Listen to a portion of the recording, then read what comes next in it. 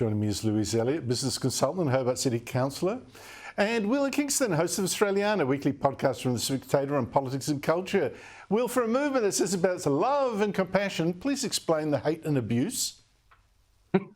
It's difficult to explain, Andrew, and for what it's worth, Dutch slut isn't the expression I would use to describe you. Look, I have a sneaking suspicion that a lot of yes voters don't really want to win this referendum. I think they say they do, but just like a lot of other identity politics issues, the lure of virtue signalling is so strong. The lure of being able to say, I am a good person and my fellow Australians are racists, are idiots, I am better than them.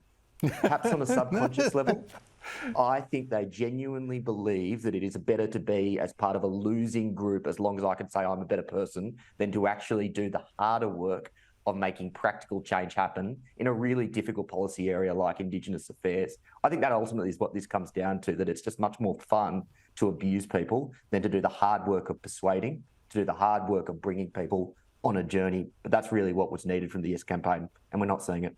Look, I don't think it's far-fetched, mate. I think it's a status issue here that if you say you're for the voice, you're better than the rest. And the bigger that the rest are, the more virtuous you are. So if you lose, it doesn't matter. You're still an elite, a moral elite.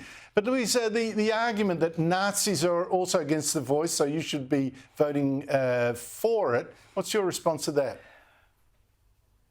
My response is that if I could ask for one thing, I'd ask for the name calling to stop. I mean, Nazi is a terrible slur. I mean, it's the worst of, it demonstrates the worst of humankind, and the people that are preaching kindness, tolerance, inclusion, these are the people being the most intolerant, the most rude and nasty and disrespectful. And in that other clip you just showed, what that showed was, you know, the yes people talking over the top. It proves the point. We don't need a voice. We need people to start listening. And the people with the arrogance that brings it really back to name calling, it's despicable behaviour, and it really does push people further and further away from this virtue signalling proposal. And what's your response to that argument, Will? Nazis vote for it, so you should vote against it, so you should vote for it. I have two responses. I have a logical response and then probably a common sense response. The logical response is, if you want to, basically, someone can hold a moral position and an immoral position at the same time.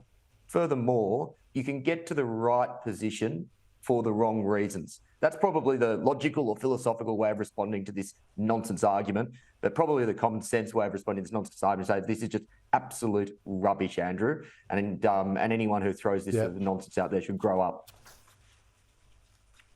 Now, I'm sorry we got truncated because of the breaking news that Simon Love brought us. I'm sorry about that, Louise. We'll talk more next week, I hope.